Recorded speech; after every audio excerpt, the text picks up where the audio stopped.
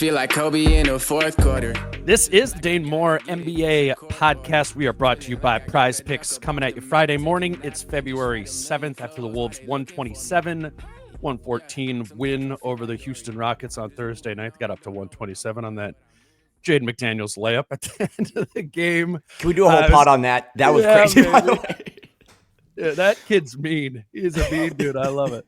I love it. It was easily one of the most fun games of the season. Just a good, intense basketball game. I think if you're looking at the standings, right, and picking playoff matchups, this one has got to be up there for, just one you want to see for 7 games.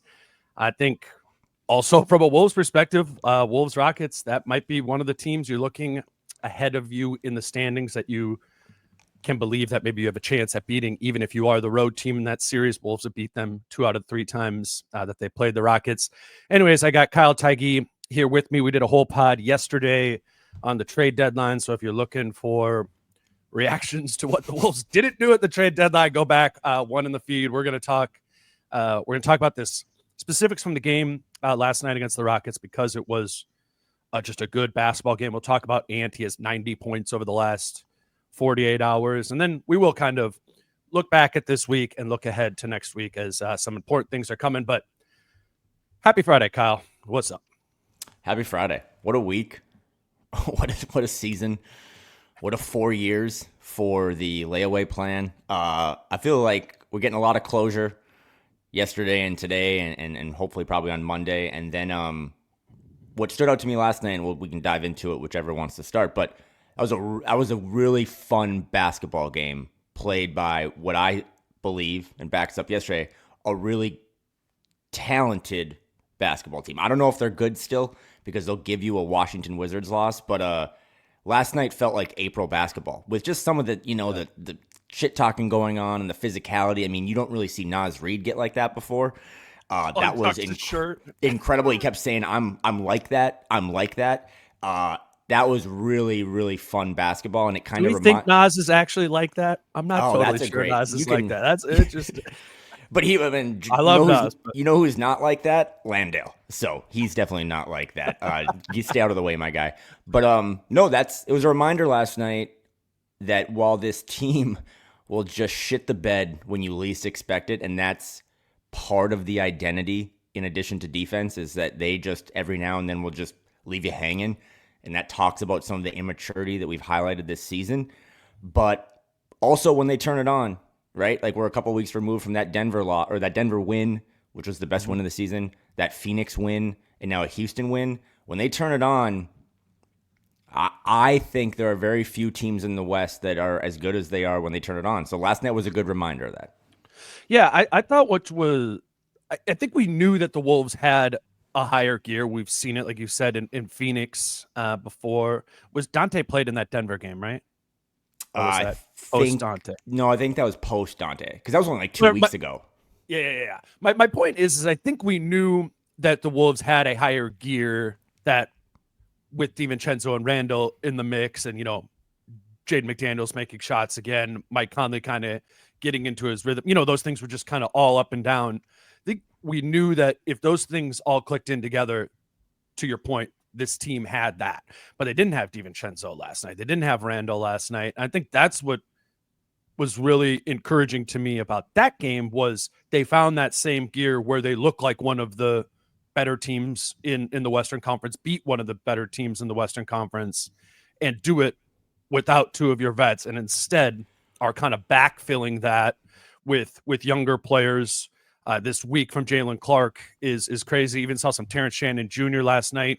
That Dillingham, I don't think that really pops in our memory, but Dillingham was at the beginning of the 4th or end of the 3rd, a really nice stretch there where he gave them some instant offense. These were, questions about.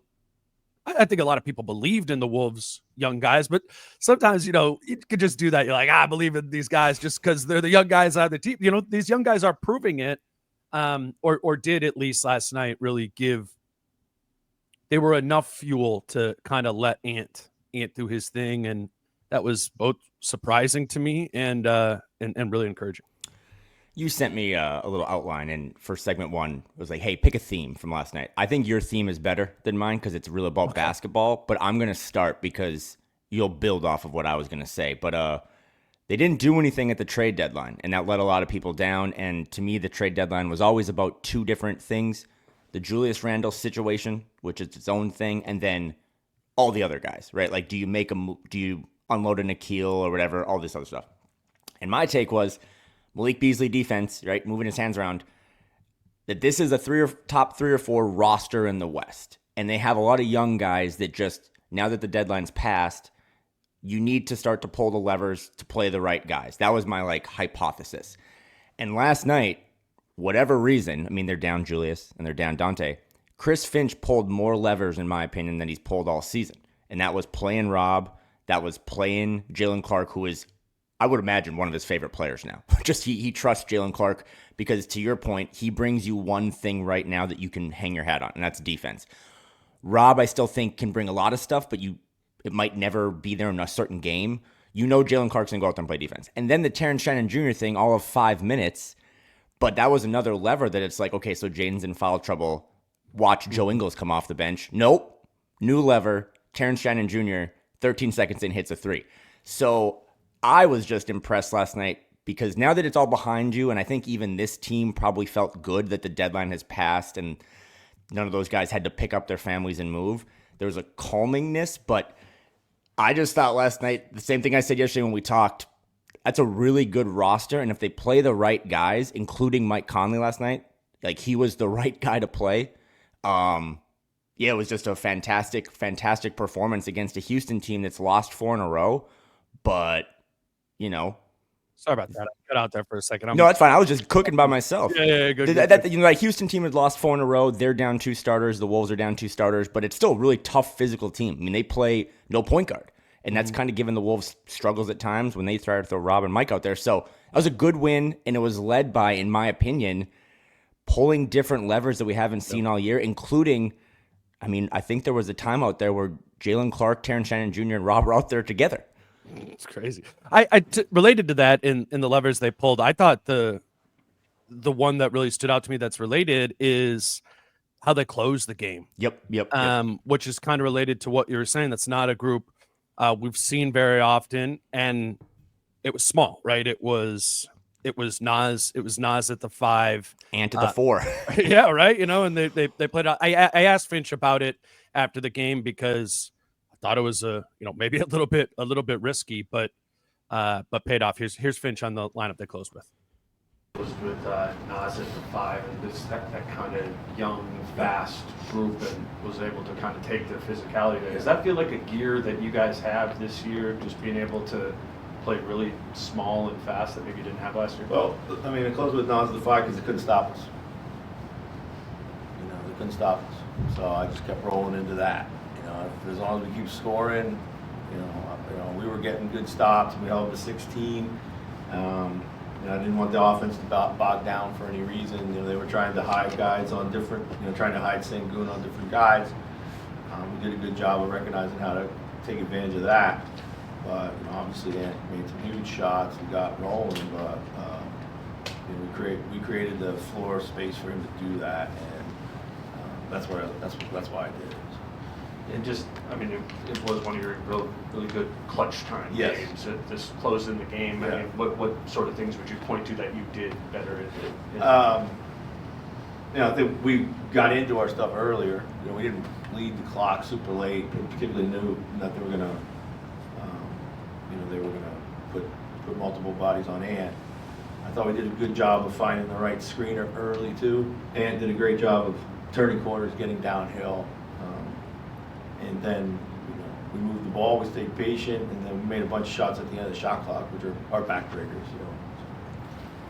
So, Kyle, what the second part of that answer, what stands out to me is he's describing mature, smart decision making, in the clutch from that group when it's, everybody. I mean, Mike Conley came in for like the last minute, but everybody on the floor, the oldest player was Nickeil Alexander-Walker, who's just turned 26, 25-year-old Nas, Ant's 23, Jaylen Clark's out there 23, Nikhil's 26, who am I missing? Jaden, 24. That that they played a smart and effective brand of basketball, and a brand of basketball that they very rarely play. I mean, just because, I mean, Nas has played the 5 a lot this season, but it's been with Julius Randle at the 4. It's a very different thing, you know. Like that's a thin, you know, that's a thin front court, and you're playing against Alperen Şengün, who's, you know, one of the best interior scoring bigs in the NBA currently. I remember at the time being like, uh-oh, in my notes, you know, of like, they're gonna play through this there. And it's an interesting bet to me made by Finch of like, actually, we know you have an advantage here offensively or against our defense, but we believe we have a bigger offensive advantage going the other way, because they were trying to hide Şengün on Jaylen Clark. And I can't remember that many times ever that Finch has been like, we're going to out offense you. You know what I'm saying? I'll boil it down anymore. I can't remember Finch saying or doing what he did last night. Like, that's a mic drop to just be like, we closed with Nas at the 5 because you can't stop us. Like, you don't really see coaches say that type of stuff. And that's what they did. And to the Mike Conley thing, just because whether we talk about him or not, I thought it was important. Just he checked in with like 2.5 minutes left, and he like iced the game. He hit a 3, then he had that layup. Like, Mike Conley was awesome despite what looked like a really serious thumb injury when he ran off the court. But he dislocated it. Oh, that's disgusting. Told us that. And they popped it back. He went back there, popped it back in. He just hit the Jaden wall, and it knocked back in. No, I'm excited because of a lot of different things. Because again, I want to talk about maybe demoralizing losses, but they beat them in a way that they kind of dictated the terms. And for Finch, who for as long as I can remember has kind of been the guy that always closes with the starters, and we're all like, I hate that. Like, switch it up a little bit, you know, be matchup dependent in a good way. Mm-hmm. Last night he did that. And all I can say for a coach who's been, you know, kind of gone through it this year in the, you know, like with the public perception, is that keep that same energy. Like, just do that moving forward of find guys that you think deserve to close and you have an advantage of, even if you're giving up a little defensively. Like you said, just go out offense them, because you have a lot of good offensive players. So when you do fold Dante back in and when you do fold Julius back in, keep that same energy of let's just close with the 5 guys who give us the best chance. Because politics now, I think, are done for the rest of the trade or for the rest of the season, because there's no more transactions. Like, play your 5 best guys. They did it last night. And that was just, I mean, I can't remember what the run was, but it was a tie game in the 4th, right? Yeah. And then all of a sudden it was just like, oh, it's over. It's over. Which was a lot to do with Ant, and we'll talk about Ant. And I promise this is related, but I'm just curious, who do you think won the Şengün-Gobert matchup in this game? Oh, I thought. Oh, I'm biased, but I watched it again this morning. I thought Rudy played really good defense. Mm-hmm. It was like close, right?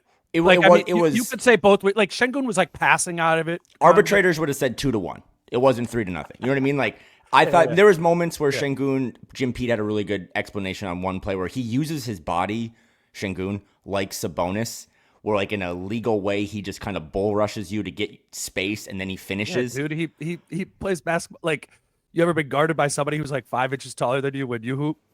Yeah, like, I pass it right away. You gotta just like, he had that one where he just like threw both of his hands into Rudy's arms. And Rudy's like, what? You know? Anyways, sorry. So I asked the question because I thought it was interesting before the game. Finch was asked about, you know, guarding Şengün, whatever. He's like, I do think this matchup comes down to who wins the Şengün matchup between Şengün and Gobert. Mm-hmm. And I thought it was kind of a push, but then the Wolves ultimately won the center battle by playing this Nas card and the small ball lineup in the second half of the 4th quarter there. You know, like, I think that was the tiebreaker. So I wouldn't say Rudy necessarily played better than Şengün or vice versa. It was close, but having that gear of going to Nas made it so it tilted the Wolves' direction. And if Finch's like theory of who's going to win the battle of the 5s is true in this matchup, then yeah, that's him finding a way to win that matchup. Finch, that is. And this is a silly little stat, but I mean, Şengün was the team worst, -21, and Nas Reed was the team best, +25. And they didn't guard each other the whole time. Rudy was like +2, but I thought Rudy held his own. And then again, they just said, whatever you think Şengün's going to give you, like he's going to be this 91%, like Nas is going to get to 96%. And we're just going to take that margin and ride it for the final 8 minutes and win the game. And that's how they kind of blew him out at the end. Yeah, no, I thought it was encouraging, surprising, and not exactly, not the path that I would have thought that they would have taken to beating the Rockets. Again, given how much, Şengün, Sabonis, Jokic, those type of guys just kind of bury the Wolves in the interior. But credit to Rudy, I thought the Sabonis matchup, he did a lot better of like holding his ground on the interior, and then same last night against Şengün with, to your point, a -21. Before we get to Ant, let's move over. Let's get our first break in here. Okay.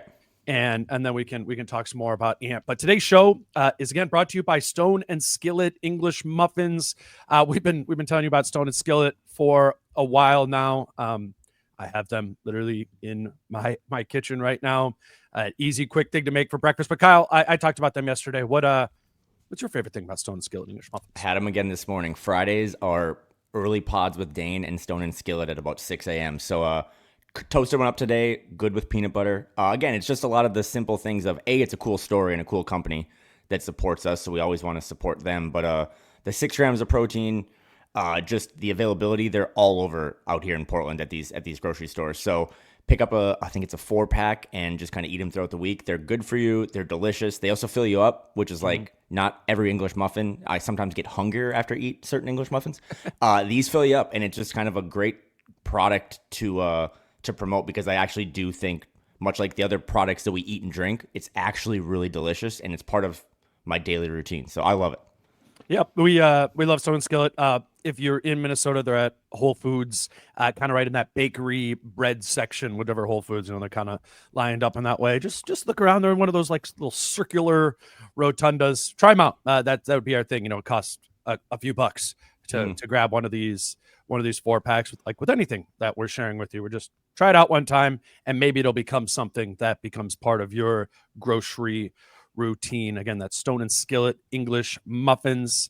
Today's show is also brought to you by Falling Knife Brewing Company, and they are having, let me click on this here. Where am I? They're having a Super Bowl party this weekend at Falling Knife. It is a ticketed event. The link is in the show notes here of the YouTube page or on the podcast. If you want to buy a ticket to Falling Knife's Super Bowl party, it is $50, but it's all you can eat. It's a huge menu through Rectangle Pizza, but not just pizzas. There's there's pizza obviously, but there's wings, cheesesteaks, pulled pork barbecue, ton of different things. Also included with your $50 ticket is one free or one included pitcher of beer, or just 2 tap beers there. So kind of last second, if you're looking for something to do for the Super Bowl on Sunday, go over to Falling Knife and hang out with our friends in the tap room there, much like how they have the Wolves games on the screen and the sound on whenever the Wolves are playing. Obviously, that's what'll be going on for the Super Bowl. So the setup.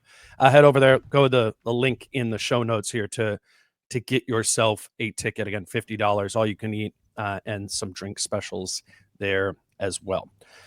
Before Ant, 90 points, 26 hours. I think we were doing a disservice to not at least come back in segment 2 and talk a little bit more about like a Jaylen Clark, a Terrence Shannon Jr., just because Jaylen Clark, career high 17 points. Awesome. He is. I remember a couple of years ago in summer league. I remember playing craps with him. And I forgot about that. Remember, and getting to know him a little bit. And he was obviously out. He had just had his surgery, was recovering his first year. But he is, and people are starting to get this now because you guys are talking to him in the post-game locker rooms and stuff. He's on the Nikhil spectrum of like really interesting dude. Like I wouldn't be surprised if he has a book club, maybe a crypto club. He's just really interesting to talk to. He's a great kid. And there's been multiple times it happened with KD in Phoenix, or happened the other night at home, where like he'll get hit in the face. And he just kind of gets up and just like gets right back on defense. Oh. He's an awesome story, and he is doing. I mean, you and I have probably watched him more than anyone because we were in Vegas. This was not his shot. Like, he wasn't hitting it at this clip. And maybe it's just a flash in the pan and he's so amped. But 4 for 6 from 3 last night, 5 for 9, 17 points. I thought he played really well. And then the funniest moment of the game for me, Jayden goes out with foul trouble. Hasn't really been in foul trouble all year, but it was a physical game. Terrence Shannon Jr. comes in. We're all shocked. Hits a 3. But the funniest play was the Rockets had not scouted him at all, right? Because why would you? He's never played in the league. Do you remember at half, right before the half, Ant crosses half court, and Ime throws a double Ant at half court, and any Timberwolves fan is like, I don't know what you're doing. So Ant unloads it to TJ in the corner. I got it right here. Here's the play, and as soon as Ant makes the throw, I already knew what was happening. This is going to be a highlight dunk, and he just. But I mean, no Rocket scout knew that he could do that. What is this double though? What like they. Ant has the ball at the top of the key. The dude is that Tari Eason on Shannon in the corner. That is the weirdest place to bring a double. Okay, Tari, with 14 left on the shot clock. That was nuts. What is this?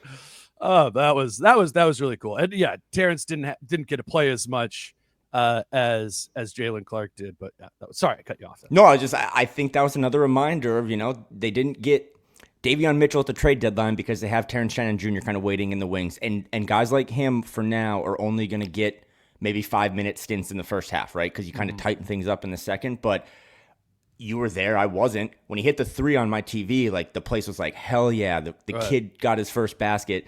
And then he's one of the 2 best dunkers on the team. I mean, no offense to Nas, but like it's Ant and then it might be TJ because that kid is really explosive. He got downhill once. I think got a couple free throws. But that's what they need from some of these younger guys. And I think Jaylen maybe talked about this postgame, but I got that clip. Let me play okay. Cool to see TJ. Yeah, I was so happy for him, bro. I knew when the dude let him get that right foot planted, it's bad. You can't let him get that right foot planted. He's going to go punch that.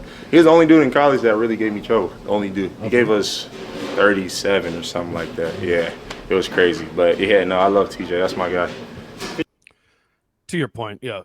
Jaylen is, and we talked to him last week when we were in Phoenix too. He's a fun kid to talk to. It is interesting seeing some guys when it's like the first time getting interviewed. Like he was really nervous last night, but he's a really good talker and he has such a cool story. But I mean, let's do that a little bit. Like, so it was. What was it, 8 days ago, that game in Phoenix? Is that right? Was it last Wednesday? Mm-hmm. So 9 now, as we're recording this on Friday. I mean, that's just crazy. It is really, really, really a crazy story. I mean, he's 2 years ago, there's his Achilles at the end of his season at UCLA. I mean, talking to some people in the Wolves front office and just like in general around the draft, like would have definitely been a first-round pick. Maybe not lottery, but would have been a first-round pick because, as Finch says all the time, the profile of players who win Defensive Player of the Year hits 99% of the time. Finch says that all the which is true because it's like a specific skill set. So he would not have fallen to the 53rd or 52nd pick, whatever he was, had he not torn his Achilles. But the going 2 years, without playing, basically from the time I think it was in March of his last year at UCLA to, to now getting his first opportunity to even really play basketball. I played at summer league a little bit this summer, but didn't at all his first summer league. To go from an end of the bench guy, he called it a sit, clap, and go home player. To instead of like DNP. To becoming like now you're in the rotation. He's over the last 5 games is averaging 17 minutes per game and delivering in that and delivering in ways that they need with his defense. But also another reason he went 53rd overall was because he didn't have a shot, in UCLA. That was a broke jumper. And that was part of the reason that he fell down as far as he could, or as far as he did, but he'd had the opportunity in those 2 years to work on it. And now here he is in the league. It's like, you bet on sports, it feels really good when you hit your, no. Like when you hit like a big bet or something, or you're whatever, you're playing poker and you win like that big pot and you don't really know what it's coming. And then boom, you just hit it. And all of a sudden now you got a lot more money. I mean, think about that from the Jaylen Clark standpoint. He's on a 2-way contract. literally making as little as money as you possibly can while being in the NBA. Still a lot, but you're a fringe NBA player, and now it is plausible to look at what he's done over the last couple of weeks and say this kid just made himself millions of dollars. Because just even signing a minimum contract, right, would be millions of dollars that he won, out of his own smart and good play. I just think I know you're the same way. It's cool to see these stories. It reminds me of Nas, in a different sort of way. Fringe NBA player, you come in, you're young, you don't know if you're really going to be in the league, you're really going to be able to stay. Am I going to be playing in overseas in a year? To have things click and get a contract, which I don't know. I'm assuming Jaylen, he's playing like this, he will. I don't know. I don't know anything, but it reminds me of Jay Huff earlier in the season when he was getting run in Memphis when he had an opportunity, kind of showed he was an NBA player, and they're like, "Yep, here we go. Here's a minimum for 4 years." And if you're a two-way player like Jay Huff or Jaylen Clark, you're like, "Yeah, sign me up. What do I have to do to get multiple millions of dollars when I'm a G League player right now?" Mm-hmm. Cool, crazy week for him, and those are the fun sort of stories for us to cover. He also seems like the type that might negotiate his next deal to be paid in Bitcoin. He's just a real interesting cat, but no intel on this, just a more of how does this work. He is on a two-way. Hypothetically, the team could tear that up and offer him a contract, right? Like they could do it in the season, right? Yeah. That's so Jay Huff, I think would be the example of the big white guy on Memphis was on a two-way with them, and then it's the Gupta special thing we talked about, right? You sign a contract for 4 years, only the first year is guaranteed. This is what Josh Minot's on right now. You kind of had this option every single year for the team. Do I want to keep this player for 4 years? Do I want to keep this player on a minimum? Do I want to keep this player on a minimum? So it's as team friendly as a contract as you can get. But also if you're a player who's playing on a two-way, it's multiple $1 million guaranteed that you don't have anywhere else. Maybe they signed him to some other different type of contract. Maybe these 5 games have made him so he's even beyond Gupta special contract. But yeah, they could do that because the Wolves have an open roster spot. So if they wanted to, but it could also be in the off season sort of deal. Minimum contract wouldn't get in the way of any finances or anything like that. You said something that I thought was really interesting. And I can be a bit of a Finch apologist, and I cop to that. But also, sometimes you get this idea of like if the young guys aren't playing, I always see like, Finch doesn't develop the young guys. As if the coaching staff isn't like 25 people deep and that these guys aren't doing a lot of stuff behind the scenes. But Jaylen Clark's biggest knock, other than having an Achilles injury coming out of college, was that he couldn't shoot. And I'm just telling you right now that when we saw him in Vegas versus now, to me, the shot looks different and he just trusts in it. I mean, it's quicker. It's kind of awkward, but I mean, Nikhil's awkward. But if he doesn't hit all those threes and he's not at least an average offensive player already, I don't know if he's getting all these minutes. So I think his defense is, if you go back and watch in the second quarter of the Kings game, he gets this like airball rebound layup and Monk got really pissed. And then Monk took the ball all 94 feet and Jaylen is with him all 94 feet.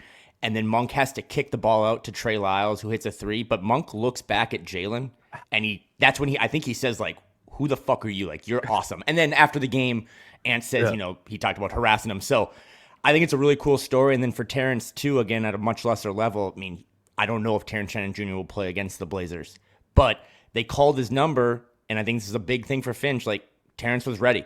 And he hit that 3 because he had to take that 3. That was my biggest concern with him, is that I know you made your living in college getting to the line, but this team needs you to space. And he hit the 3. And then, like Jaylen Clark said, when they doubled Ant, he put that right foot in the ground, and it was over. So, cool moment for some of the young guys. And then also, too, Rob had a little bit of just 3 straight possessions where he just cooked and got right to the rim. Kind of does that off balance, kind of confuses a defender when he takes off his wrong foot. So, a big night for the young guys, which I think helps support.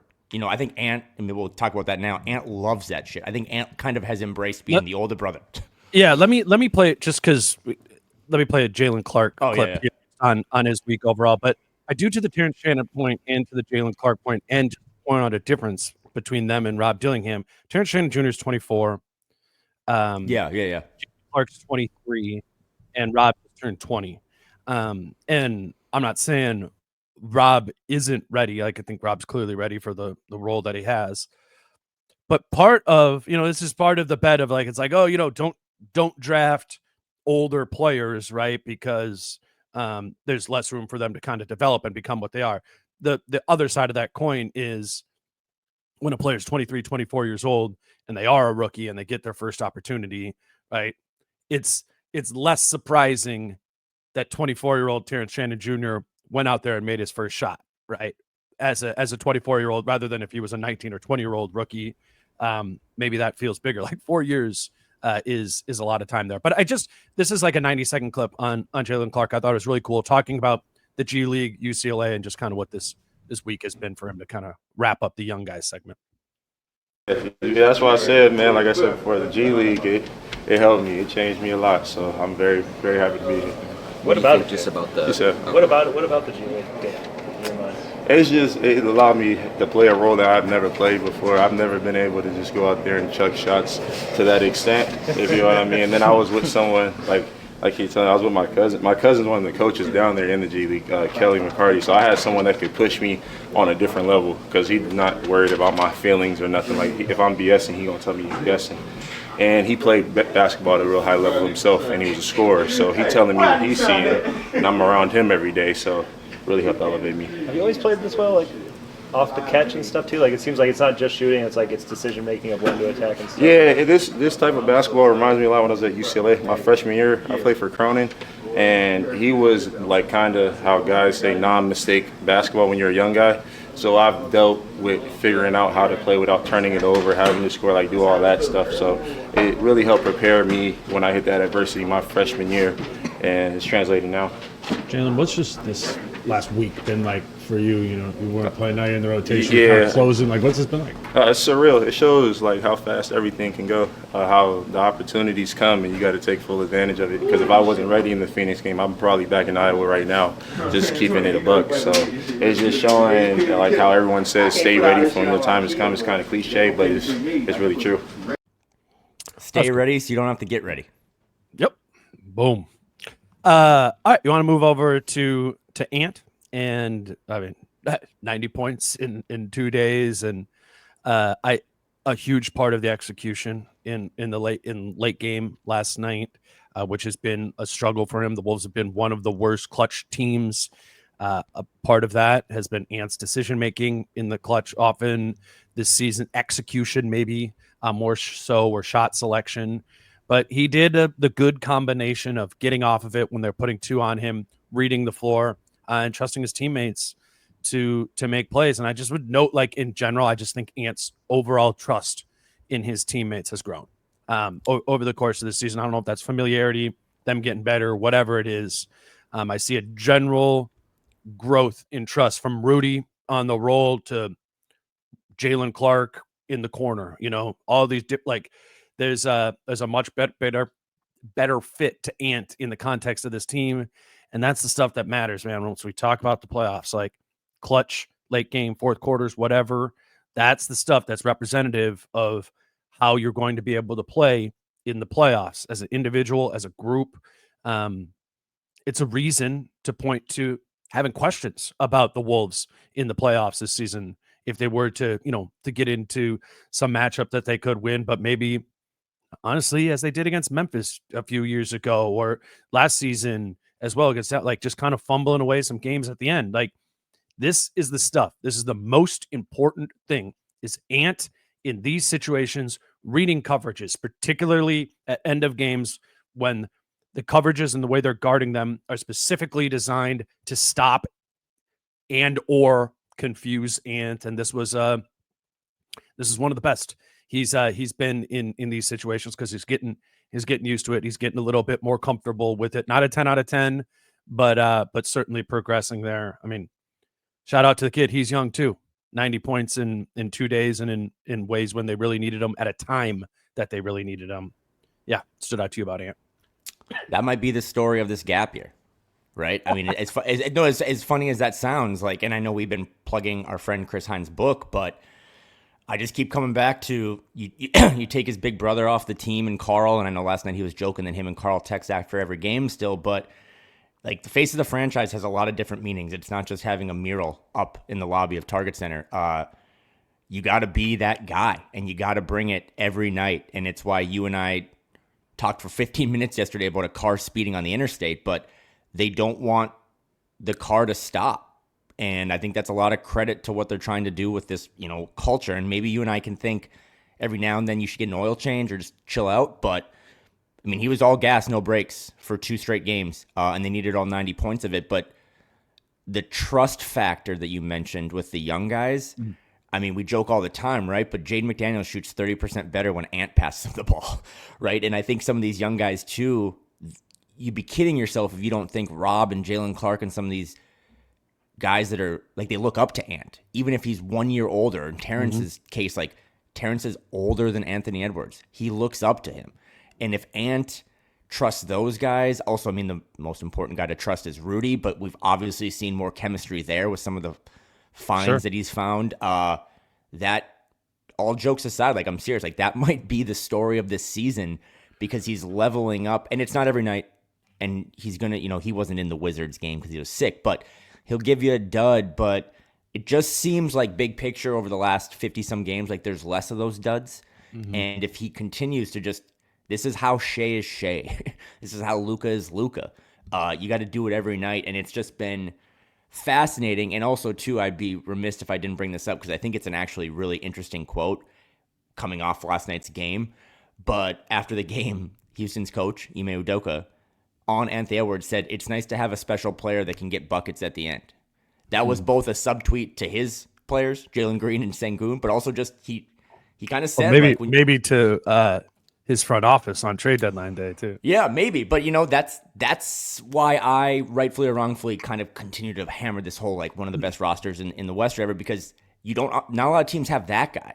Like, I look at the Clippers, I look at the Suns, I look at the Kings, I look at even the Mavs. Like, they don't have one of those right now. And Devin Booker's a little different, but he did it last night. I mean, I feel like I don't think those are the right teams to point to. The Suns don't have.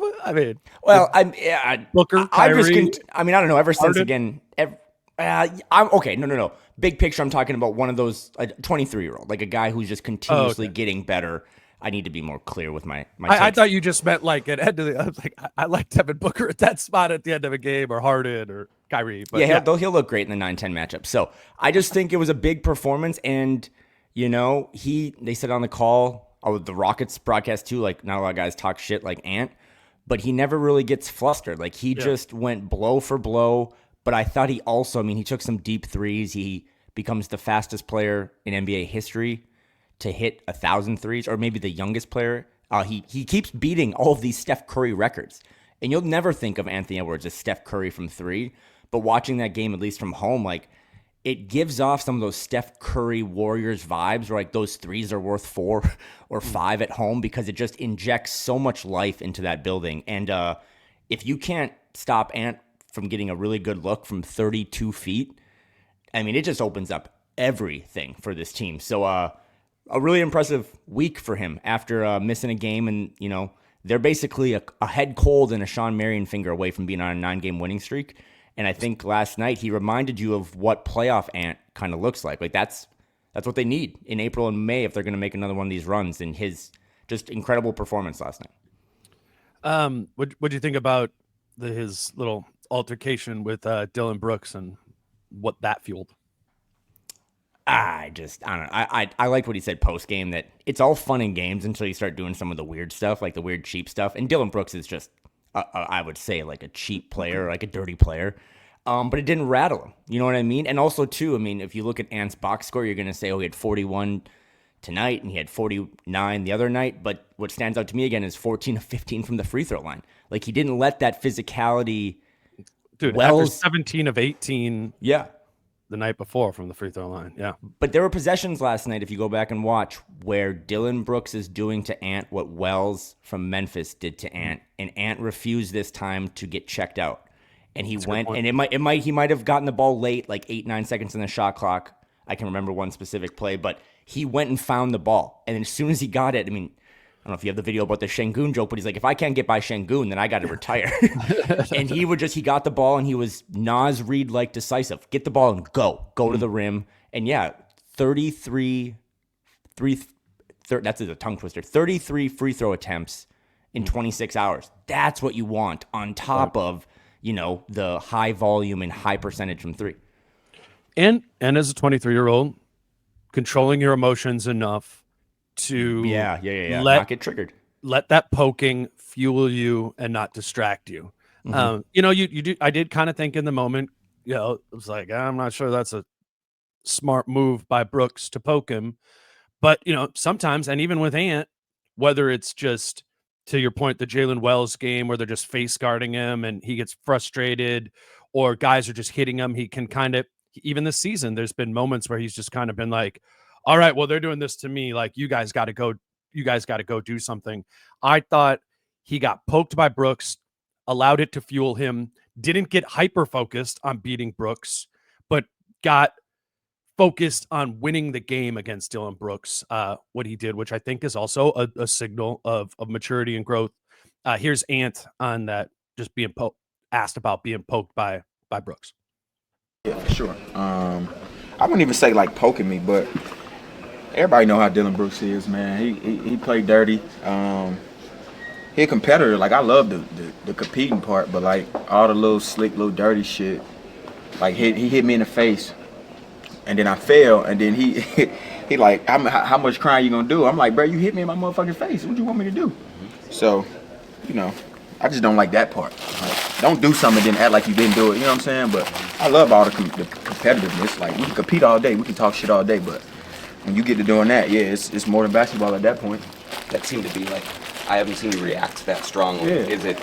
Yeah, I mean, because like, I think a couple years ago when he was with Memphis, he did the same thing, and I reacted the same way. Like, I don't mind you competing and grabbing and pushing and doing all that. Like, I love that because I'm gonna do that back. But the moment you start like using your fists and shit, now it's like, all right, bro, like, you feel me? Like, we all grown men out here, we ain't finna do that.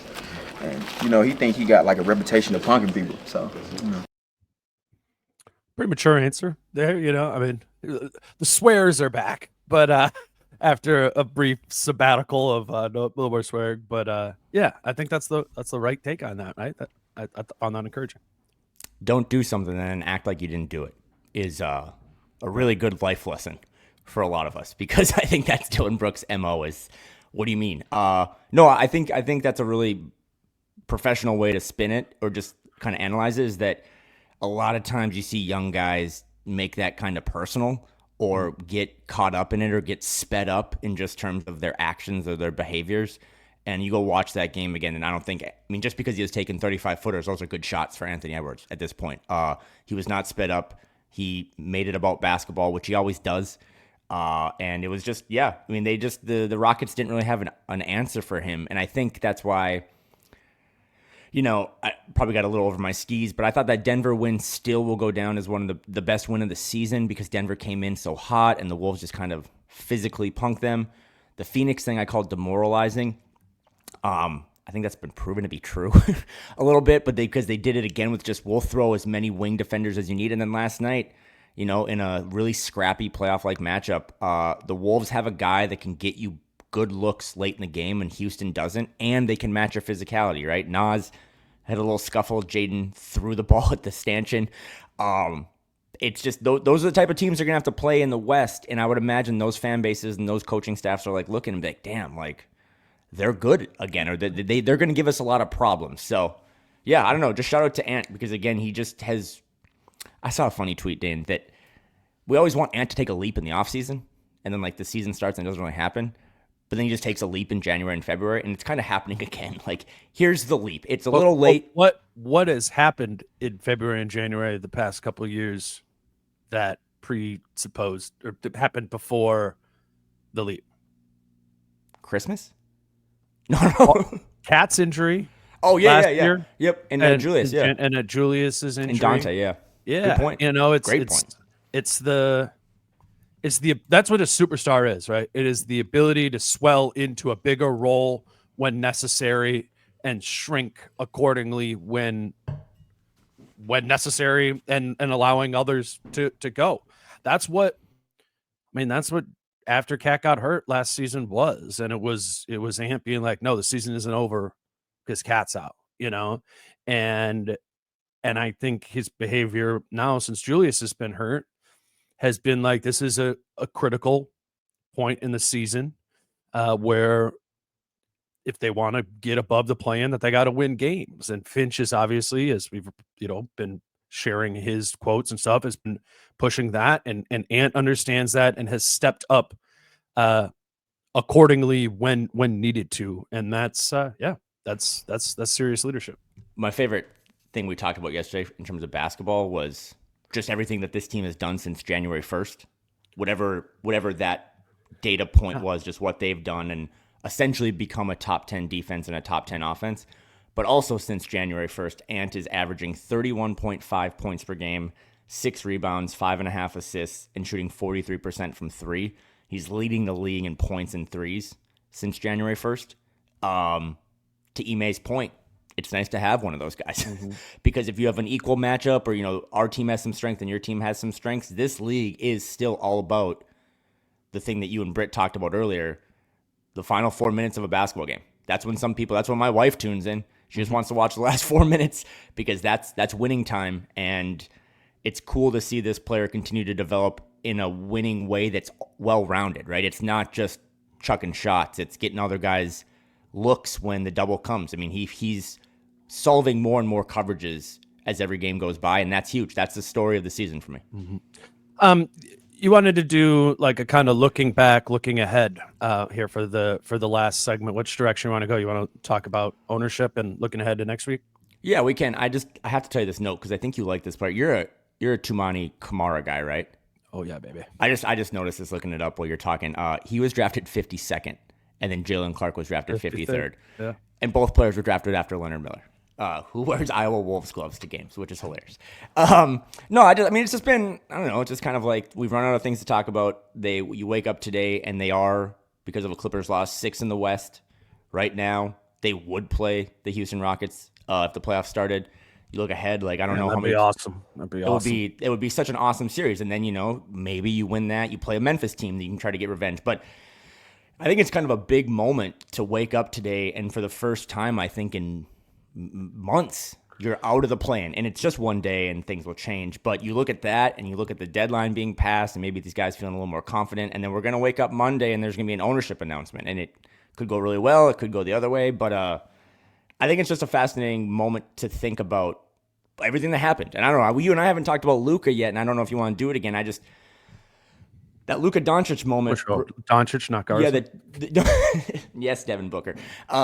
It just that was a moment for me because I have some friends that cover the Mavs, and you and I got started doing blogs and stuff, and I'll keep it short. But that moment reminded me that sports fandom isn't always about like winning, and that but the fans play a way bigger role in some of this stuff than I think your average owner or front office member or even head coach kind of realize. Without the fans, man, your product is shit. Like, I don't care how good you are. Like, you got to have the fans. And I feel bad for my friends who cover the Mavs, even though he did playoff series last year or whatever, because they lost something that they'll never get back. And I just think, simply put, whoever owns the team on Monday and moving forward and whatever keeps the fans in mind, because I think this fan base is been through a lot still and is happy now to be out of the mud and just, the decisions you make.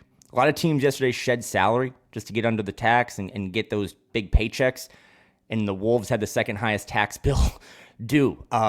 Keep investing in this product. Like, keep investing in this team because you got one of them ones that can score 49 points a game. And this was a big week for me as a fan to be reminded of why I watch this team. It's not always about the wins and losses.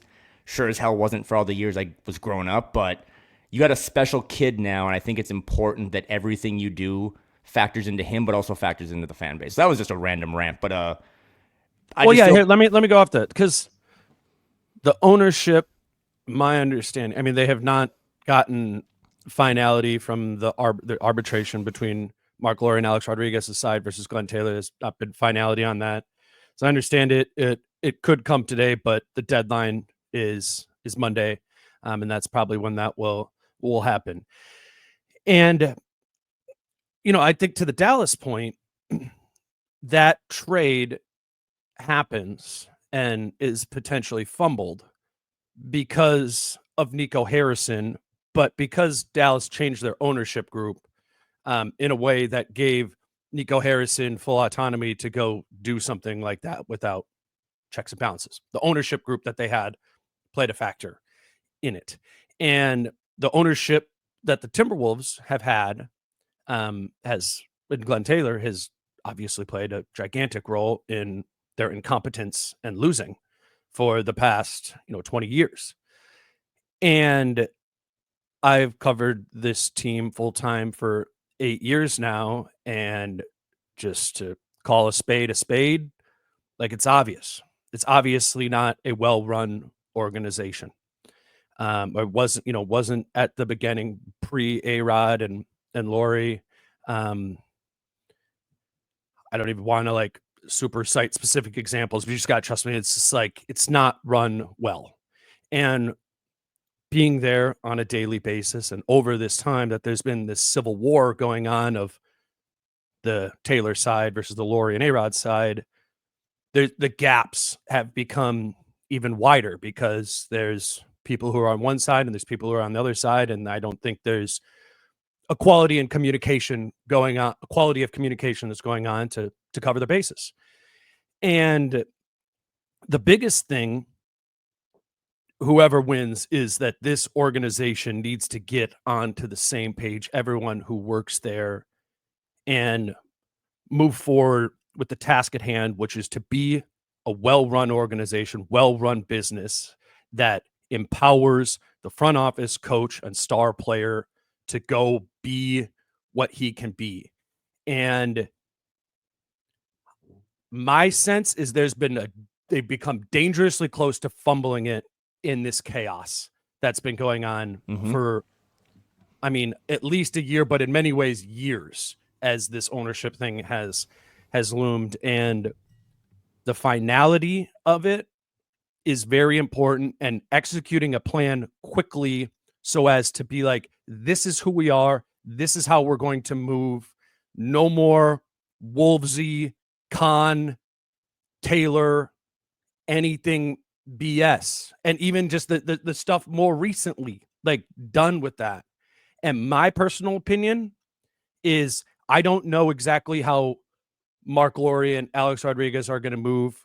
I'm certain there'll be some things that make us go, ugh, what? Why are you doing that? My opinion is give me that over what I have felt for 8 years covering this team in a Glenn Taylor run organization that just feels messy and incompetent all the time when I'm there. If you are a Wolves fan, I think I know what you want, and which is a well-run organization that can win and deliver what you are paying for in your tickets and your time you're investing, a competence. I personally think the odds of getting competence and being a well-run organization, an organization that understands the environment of today's NBA within paying the luxury tax and the things that are necessary, I'm just telling you, I think it's so much more likely that you get that from Mark Lowry and Alex Rodriguez than you do from the Glenn Taylor ownership group that has been there and is currently running the show and making mistakes. This, in my opinion, will be very good news for Timberwolves fans and just the state of Minnesota if Glenn Taylor's time is done and everything associated with it. Yep. And again, you hear a lot of buzzwords and phrases, right? Like new owner syndrome. I was thinking about this again. This is tied to Luka, who is a little better than Naz Reid, but Naz Reid's player option this summer. This fan base loves that guy probably almost as much as they love Ant. Factor some of that stuff in. I'm not saying make moves and transactions based on fans, but I more just come from a level of there are very few fan bases in American professional sports that have gotten less of an ROI on their investment than Minnesota Timberwolves fans. And that's why it's been toxic, I think, this season, because to your point, I think it's been toxic behind the scenes, and these fans have finally been out of the mud. They've seen good basketball. It's just funky all the time. It's funky. But I mean, you and I we were at every game. We did 900 live shows. Like when the snow melts, man, these people want to come out and park outside Target Center. But you also don't want. They also don't. I don't want to be a horse in the bathroom. I don't want to piss in a trough. Right. I don't want there to have to wear 3 jackets because there's air conditioning pumping in early February at Target Center. Like it's a bad arena. And I think the only way you get a new arena is with new ownership. And I just hope that whoever does get the keys to this car that we talked about yesterday, the Anthony Edwards Mach 5, like whoever gets the keys to that, build this thing the right way, be transparent, be, organized, and include the fans. Because again, like without them, man, like you're whatever, ticket sales, all that shit. They deserve better. These players, I think, deserve better. And I'm just happy, if nothing else, that it's going to, I think, finally come to a close here in the next 72 hours because it's been a pain in the ass to talk about. No one wants to talk about it, but you and I know a lot of stuff, and I feel like I've gotten pretty close with one side. But I just want it done with because I don't think, ideally, you should be focused on the owners of your team. The best owners in sports stay out of the way. And they, like you said, empower. They go big game hunting for a top 5 exec and a top 10 coach or whatever.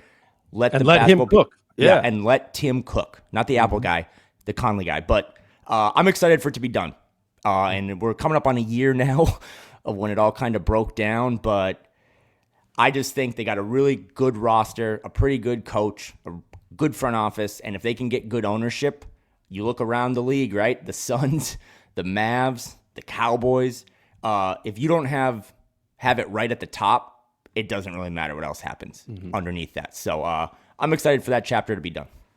Yeah, and just from what we know, every indication no one knows pointing toward, every indication is pointing towards. Yeah. If you look behind, they are waiting for a decision from the lawyers on the arbitration, but some of the things that have been moving in the background that you and I know of, people in high positions in the organization right now are interviewing elsewhere. Yep. That are Glenn Taylor hires. I mean, every indication. I mean, that's a very strong indication to me that high-ranking officials in the Timberwolves organization have been taking interviews with other with other organizations. So that's my interpretation of the situation. I think by having an ownership change, the likelihood of something as tragic as what's happened in Dallas drops. Correct. If Glenn Taylor holds it, tragedy will come. It's only a matter of time.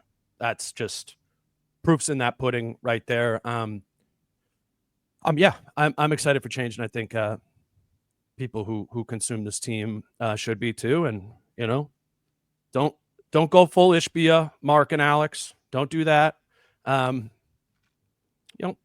Be smart about it, and they've already, the thing is they already kind of have their people in place there. And so I don't know. I'm not sure what the transition will look like exactly, but I think that part helps, that Tim Conley is very much a Mark Lori and Alex Rodriguez hire, right? And as are some other high-ranking officials in the Wolves organization. So in theory, I think that makes this smooth, but we'll see what happens. It comes down to the 3 suits, right? Who need to make a final decision. Nobody knows that yet, unless that email has come in the last hour or whatever. Let me check. But, yeah. I haven't seen it yet. I was thinking, that's funny you say that, because I was like, the start of the year, 2025, it was all about Tim Conley. What's he gonna do? And for the next 72 hours, to me, it's like now the biggest people in Minnesota are Kathleen Blatz, Thomas Frazier, and Joseph Slights. And then on Monday, it'll be all about Chris Finch, because by Monday at some point, maybe earlier, to me, it will all be resolved, and it's not going to be a bunch of fireworks immediately, right? There's a approval process with the league and stuff, but I hope, by the way, they play which will happen over All-Star. Yeah, but they play the Blazers this weekend, by the way, and just a little heads up for the people not following, My Portland Trailblazers are the hottest team in the West. Really, truly. I think they've covered 13 straight, but they're really good. So that's going to be a good game. But I'm hopeful that whatever happens, the decision come Monday, for these final 30 games, let's just get back to what you do best, basketball. Because I think it's a good basketball team. And they reminded us last night. And let's put all this other shit behind for a while and just focus on 48 minutes every other night. And I think they got a chance. I think they got a chance to make a run. And they might Lucy Charlie Brown you again like they always do. But I'm excited about this team moving forward. So yeah, and I like Dante DiVincenzo coming back is only going to help. Mm-hmm. And I know some people might disagree with the idea that Julius Randle is only going to help. Personally, I think re-including Julius Randle effectively is only going to help. And I think they are finding ways to do that prior to Julius getting hurt. If you look at kind of the maybe month or few weeks at least prior to his injury in Utah last week. So yeah, I would give a arrow pointing up to the Wolves in every sense of this, even though they stayed the same at the trade deadline. So we'll see what happens on that, and probably maybe talk about that on Monday with Jace Moore or Chris on Tuesday. But that'll be the ownership situation will be a developing story over the coming days and probably more realistically coming month or so before we hear from Mark Gloria and Alex Rodriguez and can interview them press conference style, or maybe we'll be able to have them back on here and ask some specific questions, because they're not gonna. That group's just not. They need to be smart about it too, right? Like they can't make mistakes either. I'm curious to better understand what their mentality is about continuing to change the culture in Minnesota and evolve this team accordingly. So, yeah, man. I think it's next week, as every week is, will be interesting as well. You ready to wrap this up though? Let's do it. Super Bowl Sunday. You got some prize picks for me for the big game? Yeah, just a reminder, as we do this on Friday, it is Flex Friday. So if you click the opt-in button, it kind of just gives you like a free entry that if you lose, you get your money back. No, is it right there? There's also the Patrick Mahomes free square, which basically is like over 0.5, more than 0.5 passing yards. So as soon as he has a completion, you'll hit that. But because it's the Super Bowl, it's the last football game, then Prize Picks will be doing a lot of basketball stuff all spring. But you said it earlier. You called me out. I like to gamble. So swing way over to the bottom. Braden Mann and Matt Ariza combined more than 0.5 punt touchbacks. Oh, my God. Oh, punt touchback. But I'm basically saying is there's going to be a punt that goes into the end zone. Just give me that one. Give me the Patrick Mahomes free square. And then, depending on where you're riding, Eagles or Chiefs, I'm just going to take the Travis Kelce more than 6 receptions, because if you think the Chiefs are going to win, I just don't know how they do that without Travis Kelce being a fixture of the offense. And I like the receptions more than the yards, because I think Mahomes is going to be under a lot of duress. Eagles have a really great front four, and he'll be throwing it to his favorite target. So, and again, I don't think you can combine this with the Mahomes square, but for the flex play, if you put that in there, you just click this Flex Friday protected play. You make, if you did 20 on this daily fantasy lineup to win 100. Obviously, if it wins, you get your 100. But if not, when you're opted in there, you would get your credit, your $20 you put on that lineup, recredited into your account in promotion funds. So if you do have a Prize Picks account, as I know many of you do, from listening to this, make sure to take advantage of these things. And I think it's silly. It's, like Kyle's a punter touchbacks. Like that's what this is supposed to be. This is fun. Do it for $5, So like if you win you win $20 and that's paid off the beer you bought to the Super Bowl party that you went to, like this doesn't have to be some massive money earning venture. This is fun. Do this for fun.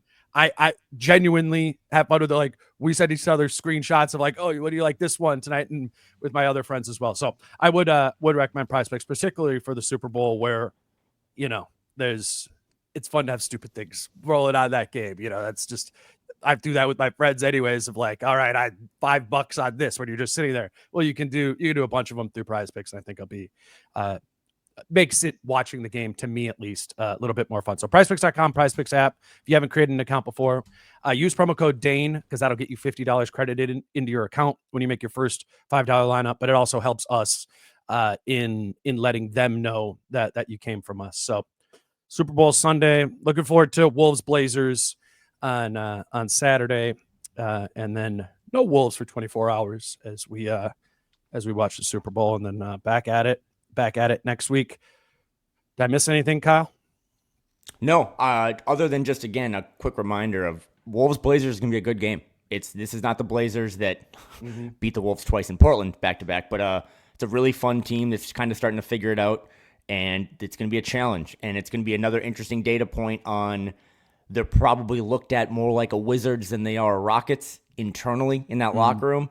And this is not a team that you can not bring your A game to. They're going to have to come ready to play if they want to keep this thing moving. So fun night at Target Center coming up on Saturday. Yeah, no, I'm looking forward to it. Last time. I mean, it's extended homestand. It's been fun. It's been fun to be around the team. I'll watch the Blazers game. Will be another one. I mean, it is the West, as I keep saying, is now more dense. Like there's it is just like Stone and Skillet, dense English muffins.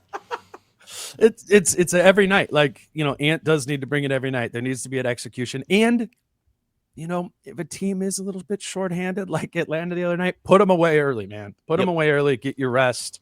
Would like to see a little bit more. I'm sure they would like to see a little bit more of that themselves. We'll be back on Monday morning to talk about that Blazers game with Jace Frederick from the Pioneer Press. Again, not sure if we'll have ownership news by then, but I would look for that to come either later this afternoon, before 5 p.m. or sometime on Monday, and then we'll move from there. He's Kyle Theige. You can follow him on Twitter at Kyle Theige. You can also listen to him over at Score North on the Flagrant Howls podcast. I appreciate you doing it. Until Monday with Jace, he's Kyle. I'm Dane. Peace out. How I'm feeling, man, I hope it never stop, yeah. Green and hot so you can find me in the crowd, yeah. Don't let standards ever bring you down, yeah.